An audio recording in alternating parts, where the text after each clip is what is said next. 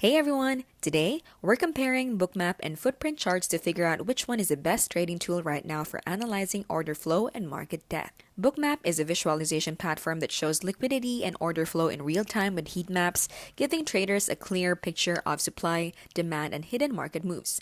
Footprint charts, on the other hand, display volume at price directly within candlesticks, highlighting where buying and selling pressure happens tick by tick. From our experience, Bookmap is incredibly powerful for spotting larger hidden orders and liquidity zones. It helps traders anticipate big moves before they show up on normal charts. The visual aspect is a huge plus, especially for short-term traders. Footprint charts, however, are more compact, easier to integrate into standard trading setups, and give precise context about the imbalance between buyers and sellers.